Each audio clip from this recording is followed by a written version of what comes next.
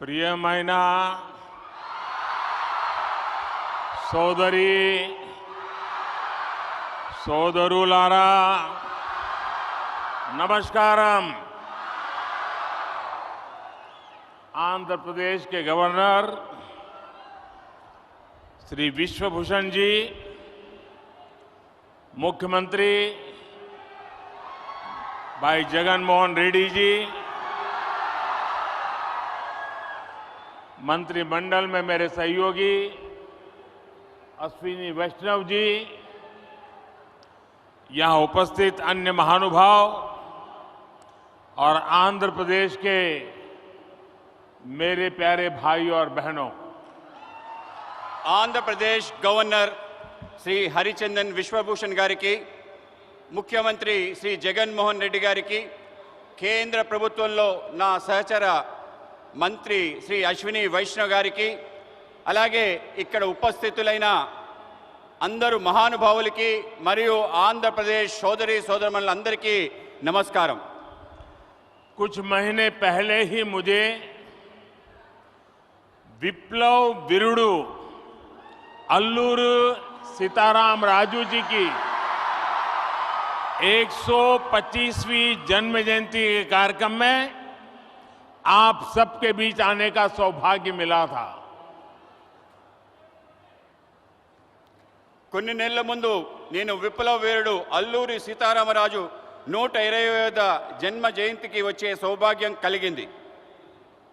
आज एक बार फिर मैं एक ऐसे अवसर पर आंध्र की धरती पर आया हूं जो आंध्र प्रदेश और विशाखापट्टनम के लिए बहुत बड़ा दिन है। ఇటువంటి ఇంకో అవకాశం ప్రాంతానికి వచ్చింది। ఇది ఆంధ్రప్రదేశ్ మరియు విశాఖపట్నానికి గొప్ప దినం। विशाखापट्टनम भारत का एक विशेष पट्टनम है। ये शहर बहुत खास है। यहां हमेशा से व्यापार की समृद्ध परंपरा रही है। విశాఖపట్నం భారతదేశం యొక్క ఒక ప్రముఖ నగరం। ఇది ఒక ప్రత్యేకమైన నగరం। ఇక్కడ ఎప్పుడూ వ్యాపారం సమృద్ధిగా జరిగే పరంపర ఉంది। विशाखापट्टनम प्राचीन भारत का एक महत्वपूर्ण पोर्ट था। हजारों वर्ष पहले भी इस पोर्ट के जरिए पश्चिमी एशिया और रोम तक व्यापार होता था और आज भी विशाखापट्टनम भारत के व्यापार का केंद्र बिंदु बना हुआ है। విశాఖపట్నం ప్రాచీన భారతదేశం యొక్క ప్రముఖ ఓడరేవు। ఈ ఓడరేవు ద్వారా 1000 ఏళ్ల క్రితం నుండి పశ్చిమాసియా రోమ్ వరకు వ్యాపారం జరుగుతూ ఉండేది। నేడు కూడా విశాఖపట్నం భారతదేశం యొక్క వ్యాపారానికి ముఖ్య కేంద్ర బిందువు। 10,000 करोड़ रुपए से अधिक के प्रोजेक्ट का लोकार्पण और शिलान्यास आंध्र प्रदेश और विशाखापट्टनम की आकांक्षाओं को पूरा करने का एक माध्यम बनेगी। 10,000 కోట్ల ప్రాజెక్టులు దేశానికి అంకితం మరియు శంకుస్థాపన చేసే ఆంధ్రప్రదేశ్ మరియు విశాఖపట్నం ప్రజల ఆకాంక్షల్ని పూర్తి చేసే మాధ్యంగా ఉంటుంది।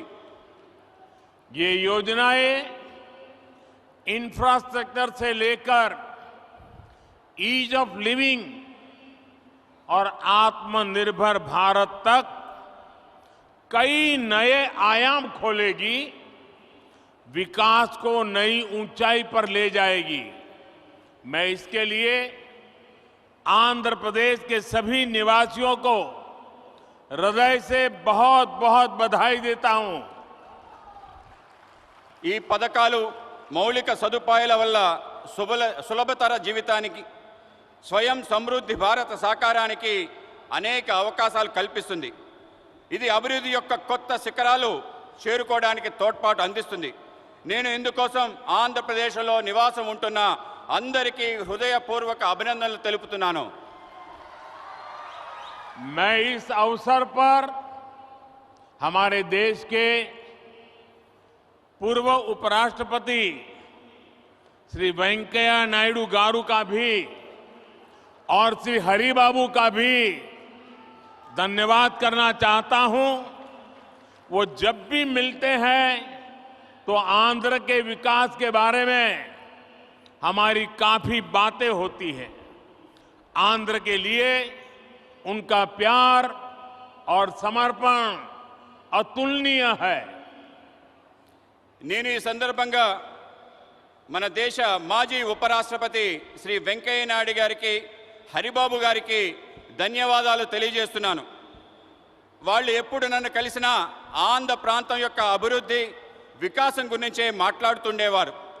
ఆంధ్ర ప్రాంత ప్రజల పట్ల వాళ్ళకి ప్రేమ అంకిత భావం కొలమానం లేనిది. साथियों, आंध्र प्रदेश के लोगों की एक बहुत खास बात होती है कि वो स्वभाव से बहुत स्नेही और उद्यमी होते हैं। आज तकरीबन दुनिया के हर कोने में, हर काम में आंध्र प्रदेश के लोग अपनी प्रतिभा का प्रदर्शन कर रहे हैं। మిత్రులారా, ఆంధ్రప్రదేశ్ ప్రజలకి ఒక ప్రత్యేకత ఉంది. వాళ్ళు స్వభావరీత్యా స్నేహపూర్వకంగా ఔత్సాహికంగా కలిగి ఉంటారు. నేడు ప్రపంచంలో అనేక చోట్ల అన్ని పనుల్లో ఆంధ్ర ప్రాంతం వాళ్ళు తమ ప్రతిభను కనపరుస్తున్నారు. बात चाहे एजुकेशन की हो या एंटरप्राइज की, टेक्नोलॉजी की हो या मेडिकल प्रोफेशन की, हर क्षेत्र में आंध्र प्रदेश के लोगों ने अपनी विशिष्ट पहचान बनाई है।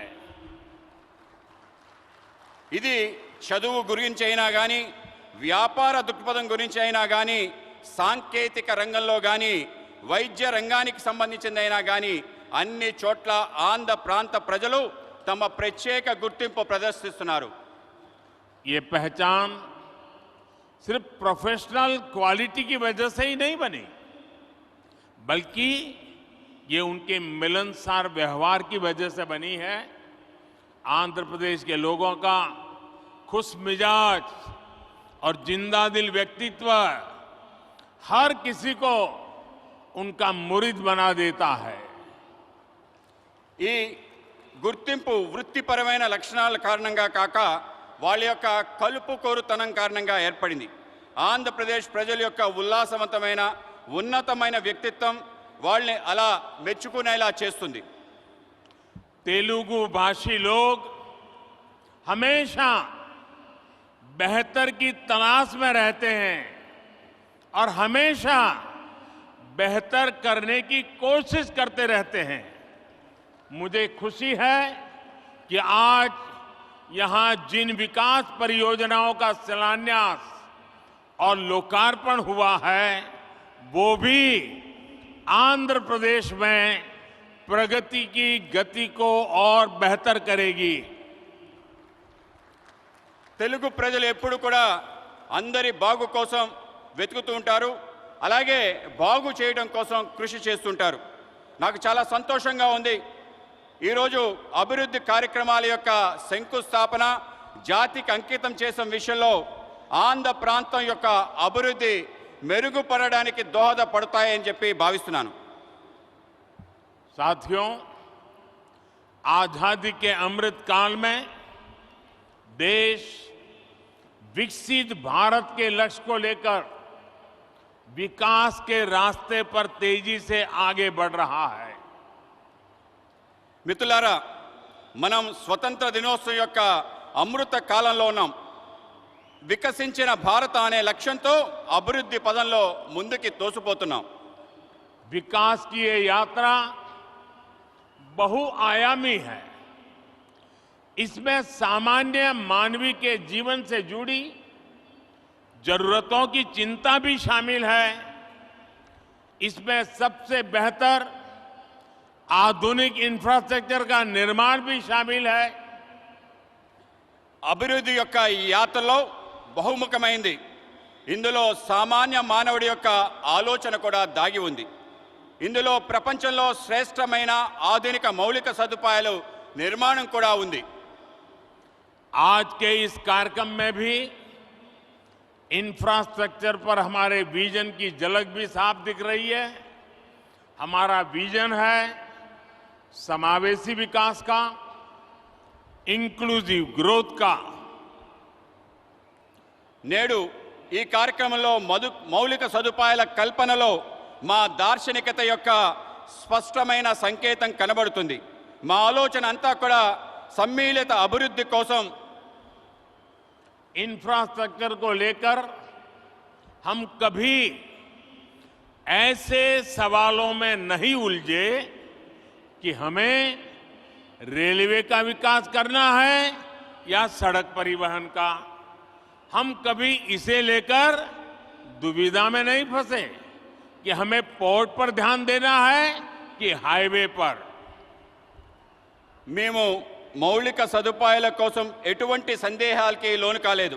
అది రైల్వేల అభివృద్ధి అయినా, రోడ్ల అభివృద్ధి అయినా, మనం పోర్టుల అభివృద్ధి చేద్దామా, రహదారుల అభివృద్ధి చేద్దామా అనే విషయంలో సందేహపడలేదు. इंफ्रास्ट्रक्चर के इस आइसोलेटेड व्यू से देश को भारी नुकसान उठाना पड़ा। इससे सप्लाई चेन पर असर पड़ा और लॉजिस्टिक्स का खर्च बढ़ गया। మౌలిక సదుపాయాల్లో ఇటువంటి లోపభూయిష్టమైన ఆలోచన కారణంగా దేశానికి భారీ నష్టం చవిచూసింది. మిత్రులారా, సరఫరా గొలుసు, రవాణా సౌకర్యాలు బహుముఖమైన అనుసంధానంపై ఆధారపడి ఉంటుంది. ఆ విధంగా ముందుకు వెళ్ళడానికి దోహదపడతాయి. साथियों, सप्लाई चेन और लॉजिस्टिक्स मल्टी मॉडल कनेक्टिविटी पर निर्भर करते हैं। इसलिए हमने इंफ्रास्ट्रक्चर के विकास को लेकर के नई अप्रोच अपनाई। हमने विकास के इंटीग्रेटेड व्यू को महत्व दिया। మిత్రులారా, సరఫరా గొలుసు బహుముఖమైన అనుసంధానంపై ఆధారపడి ఉంటుంది. ఇందుకోసం మేము మౌలిక సదుపాయాల కోసం ప్రత్యేకమైన ఒక కొత్త పద్ధతిని ప్రారంభించాం. మౌలిక సదుపాయాలు ఏకీకృత ఆలోచనలకు పెద్దపీట వేశాము. आज जिस इकोनॉमिक कॉरिडोर की नींव रखी गई है उसमें 6 लेन वाली सड़क का प्रावधान है। पोर्ट तक पहुंचने के लिए एक अलग सड़क भी बनाई जाएगी। एक तरफ हम विशाखापट्टनम रेलवे स्टेशन को संवार रहे हैं तो दूसरी तरफ फिशिंग हार्बर को अत्याधुनिक बना रहे हैं। నేడు ఎకనామిక్ కారిడార్ ఆర్థిక లోగుల గురించి ఆలోచిస్తున్నాము. అందులో 6 రోడ్ల సదుపాయం గురించి ఉంది. పోర్టు వరకు చేరడం కోసం ఒక ప్రత్యేకమైన రోడ్డు నిర్మాణం చేయడం జరుగుతుంది. ఒక పక్క విశాఖపట్నం రైల్వే స్టేషన్ని ఆధునీకరిస్తున్నాయి, ఇంకో పక్క మన చేపల రేవుని కూడా ఆధునీకరిస్తున్నాం. साथियों, इंफ्रास्ट्रक्चर का ये इंटीग्रेटेड व्यू पीएम गति शक्ति नेशनल मास्टर प्लान की वजह से संभव हुआ है। गति शक्ति प्लान से न सिर्फ इंफ्रास्ट्रक्चर निर्माण की रफ्तार तेज हुई है, बल्कि इससे परियोजनाओं पर लगने वाला खर्च भी कम हुआ है। మిత్రులారా, మౌలిక సదుపాయాల ఏకీకృత ఆలోచన కారణంగా ప్రధానమంత్రి గతిశక్తి జాతీయ ప్రణాళిక కారణంగా జరుగుతుంది. మిషన్ గతిశక్తి ద్వారా మౌలిక సదుపాయాల వేగం పెరుగుతుంది. దీంతో పాటు అనేక ప్రాజెక్టులపై జరిగే ఖర్చు బాగా తగ్గుతుంది. मल्टी मॉडल ट्रांसपोर्ट सिस्टम ही हर शहर का भविष्य है और विशाखापट्टनम ने इस दिशा में कदम बढ़ा दिया है। మల్టీ మోడల్ లాజిస్టిక్స్ బహుముఖమైన రవాణా వ్యవస్థ ప్రతి నగరం యొక్క భవిష్యత్తు. విశాఖపట్నం కూడా ఈ దశగా ముందడుగు వేస్తుంది. मुझे मालूम है कि इन परियोजनाओं का आंध्र के लोगों को लंबे समय से इंतजार था और आज जब ये इंतजार पूरा हो रहा है तो आंध्र प्रदेश और इसके तटीय क्षेत्र एक नई रफ्तार के साथ विकास की इस दौड़ में आगे बढ़ेंगे। నాకు తెలుసు మీరు ఈ యొక్క ప్రాజెక్ట్స్ కోసం ఆంధ్ర ప్రజలు ఎంతో కాలం నుంచి ఎదురు చూస్తున్నారు. ఈరోజు మీ నిరీక్షణ పూర్తయిన సందర్భం ఆంధ్రప్రదేశ్ మరియు తీర ప్రాంతం యొక్క కొత్త వేగంతో అభివృద్ధి దిశగా ఉరకలు వేస్తుంది. साथियों, आज पूरी दुनिया संघर्ष के नए दौर से गुजर रही है। कुछ देशों में जरूरी सामानों की किल्लत है तो कुछ देश ऊर्जा संकट से जूझ रहे हैं। तकरीबन हर देश अपनी गिरती अर्थव्यवस्था को लेकर परेशान है। మిత్రులారా, ఈరోజు ప్రపంచం మొత్తం కష్టాల్లో ఉంది. కొన్ని దేశాలకు నిత్యావసర సరుకులు కొరతతో ఇబ్బంది పడుతున్నాయి. కొన్ని దేశాలు ఇంధన సంక్షోభంతో ఇబ్బంది పడుతున్నాయి. దాదాపు ప్రతి దేశం వాళ్ళ క్షీణిస్తున్న ఆర్థిక వ్యవస్థపై ఆందోళన చెందుతున్నారు. लेकिन इन सब के बीच भारत कई क्षेत्रों में बुलंदियां छू रहा है। भारत विकास की नई गाथा लिख रहा है और इसे सिर्फ आप ही महसूस नहीं कर रहे हैं बल्कि दुनिया भी बड़े गौर से आपकी तरफ देख रही है। కానీ ఇటువంటి కష్టకాలంలో భారతదేశం అనేక సవాళ్ల మధ్య కొత్త ఎత్తులు చేరుకుంటుంది. భారతదేశం ఒక సరికొత్త అభివృద్ధి చరిత్ర రాస్తుంది. ఇది కేవలం మనం అనుభవిస్తుందే కాదు, ప్రపంచం మొత్తం మన వైపు చూస్తుంది. आप देख रहे होंगे कि कैसे एक्सपर्ट और बुद्धिजीवी भारत की प्रशंसा कर रहे हैं। आज भारत पूरी दुनिया की उम्मीदों का केंद्र बिंदु बन गया है।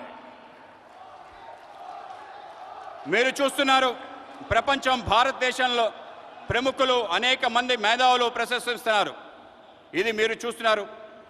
నేడు భారతదేశం ప్రపంచం మొత్తం యొక్క ఆశల యొక్క కేంద్ర బిందువుగా మారింది. ऐसा इसलिए संभव हुआ है क्योंकि आज भारत अपने नागरिकों की आशाओं, आवश्यकताओं को सर्वोपरि रखते हुए काम कर रहा है। हमारी हर पॉलिसी, हर फैसला सामान्य मानवी के जीवन को बेहतर बनाने के लिए है। ఇది ఎందుకైందంటే ఇప్పుడు భారత్ వాళ్ళ పౌరుల యొక్క ఆకాంక్షలను, ఆశల్ని ప్రధానంగా తీసుకొని పనిచేస్తుంది. మా ప్రతి విధానం, మా ప్రతి నిర్ణయం సామాన్య మానవుడి యొక్క జీవితాన్ని మెరుగుపరచడం కోసమే. आज एक तरफ PLI scheme, GST, IBC, national infrastructure pipeline, गति शक्ति जैसी पॉलिसी की वजह से भारत में निवेश बढ़ रहा है तो दूसरी तरफ गरीबों के कल्याण के लिए चलाई जा रही योजनाओं का लगातार विस्तार हो रहा है। నేడు ఒక పక్క పిఎల్ఐ స్కీమ్, జిఎస్టి, ఐబీసీ, జాతీయ మౌలిక సదుపాయాలు, పైప్లైన్, గతిశక్తి వంటి పాలసీలు వల్ల భారతదేశంలో పెట్టుబడులు పెరుగుతున్నాయి.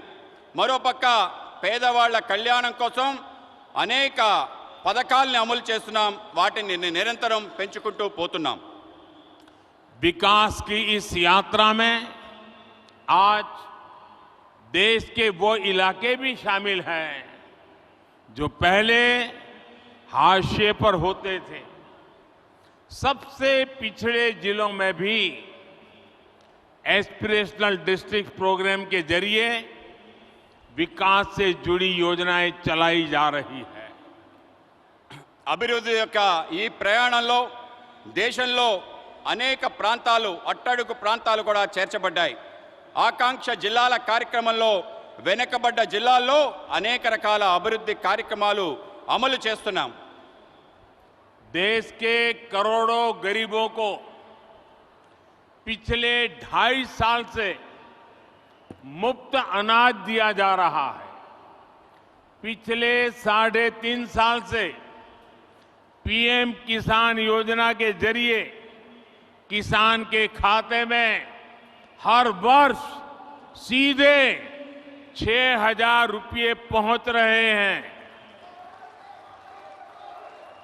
దేశంలో కోట్లాది మంది పేదవాళ్లకు గత 2.5 సంవత్సరాలుగా ఉచిత బియ్యం ఇస్తున్నాం. గత 3.5 సంవత్సరాల నుండి ప్రధానమంత్రి కిసాన్ సమ్మాన్ నిధి ద్వారా రైతుల ఖాతాల్లో నేరుగా 6,000 రూపాయలు చేరుతుంది. इसी तरह सनराइज सेक्टर से जुड़ी हमारी पॉलिसी की वजह से युवाओं के लिए नए अवसर बन रहे हैं. ड्रोन से लेकर गेमिंग तक, स्पेस से लेकर स्टार्टअप तक हर क्षेत्र को हमारी पॉलिसी की वजह से आगे बढ़ने का मौका मिल रहा है. అదేవిధంగా సన్ రైజ్ సెక్టర్స్ యొక్క ఆలోచన కారణంగా యువతకి కొత్త అవకాశాలు లభిస్తున్నాయి. అది డ్రోన్ మొదలు గేమింగ్ వరకు, అంతరిక్షం నుండి అంకురాల వరకు అన్ని క్షేత్రాల్లో మా పనుల కారణంగా ముందుకు వెళ్ళడానికి అవకాశం దొరుకుతుంది.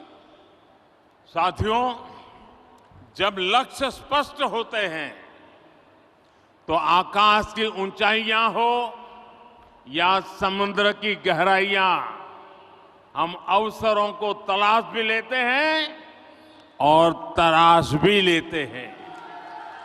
आज आंध्र में मॉडर्न टेक्नोलॉजी के जरिए डीप वाटर एनर्जी को निकालने की शुरुआत इसका एक बड़ा उदाहरण है. మిత్రులారా, ఎప్పుడైతే లక్ష్యం స్పష్టంగా ఉంటుందో అప్పుడు అవకాశం యొక్క అంచులైన సముద్రం యొక్క లోతులైన అవకాశాలని వెతుకుతాం, అవకాశాలని అందిపుచ్చుకుంటాం. ఈరోజు ఆంధ్రప్రదేశ్లో ఆధునిక సాంకేతిక పరిజ్ఞానం ద్వారా డీప్ వాటర్లో ఇంధనాన్ని వెలికి తీయటం అనేది ఒక గొప్ప ఉదాహరణ మాత్రమే.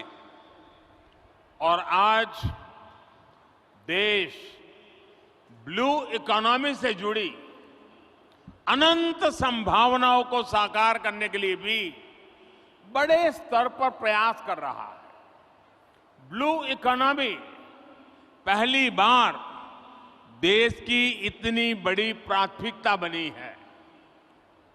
ఈరోజు దేశంలో నీలి ఆర్థిక వ్యవస్థతో ముడిపడి అనేక అవకాశాలు సాకారం కోసం పెద్ద ఎత్తున కృషి చేస్తున్నాం. బ్లూ ఎకానమీ మొదటిసారి ఇంత ప్రాధాన్యత అంశంగా చేర్చబడింది. मत्स्य पालकों के लिए अब किसान क्रेडिट कार्ड ऐसी सुविधा भी उपलब्ध है. आज विशाखापट्टनम फिशिंग हार्बर को आधुनिक बनाने का जो काम शुरू हुआ है, इससे हमारे मछुआरे भाई बहनों का जीवन आसान होगा. మత్స్యకారులకు కూడా కిసాన్ క్రెడిట్ కార్డ్ లాంటి సదుపాయాలు లభిస్తున్నాయి.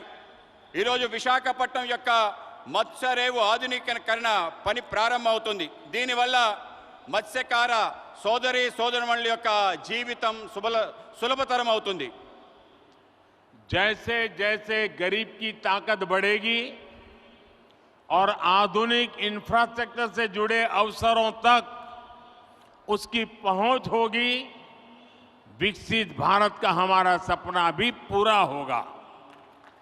ఎప్పుడెప్పుడైతే పేదవాళ్ళ శక్తి పెరుగుతుందో, ఆధునిక సదుపాయాలు వాళ్ళకి చేరుతాయో, వికసించిన భారత యొక్క మన కల పూర్తవుతుంది.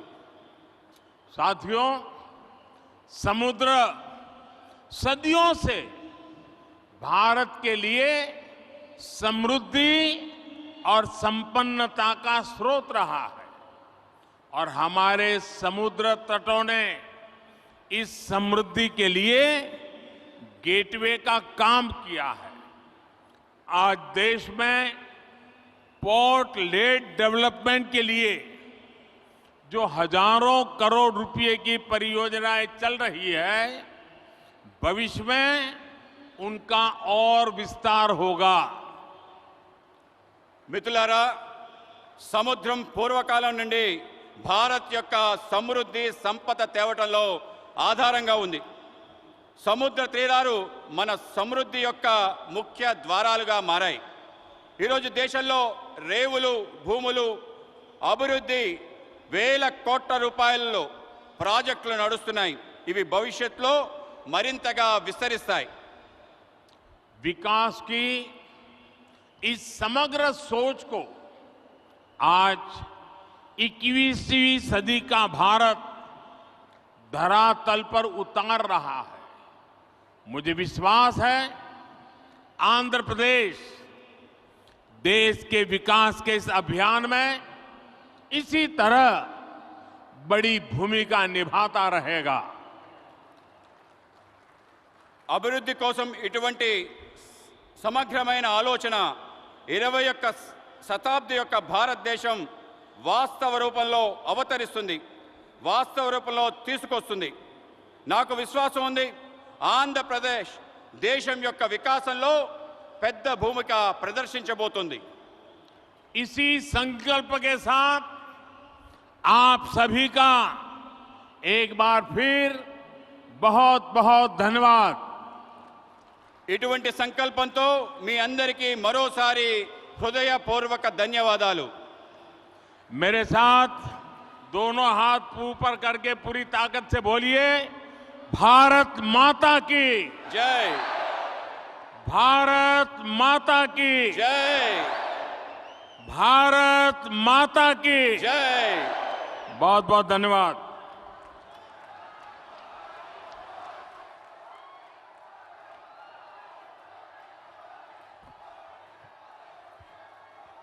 माननीय प्रधानमंत्री जी का पुनः आभार व्यक्त करते हुए हार्दिक धन्यवाद करना चाहते हैं कि आपने अपने कीमती समय में से वक्त निकाला और आंध्र प्रदेश के वासियों के लिए विकास परियोजनाओं का शिलान्यास एवं अनावरण किया। एक बार जोरदार तालियां माननीय प्रधानमंत्री जी के लिए। तो आप देख रहे थे सीधा प्रसारण विशाखापट्टनम से, आंध्र प्रदेश से, जहां प्रधानमंत्री नरेंद्र मोदी ने 10,500 करोड़ रुपए से अधिक की विकास परियोजनाओं को गति दी, शिलान्यास किया, उनका उद्घाटन किया और इस अवसर पर उन्होंने एक विकसित भारत का संकल्प व्यक्त किया।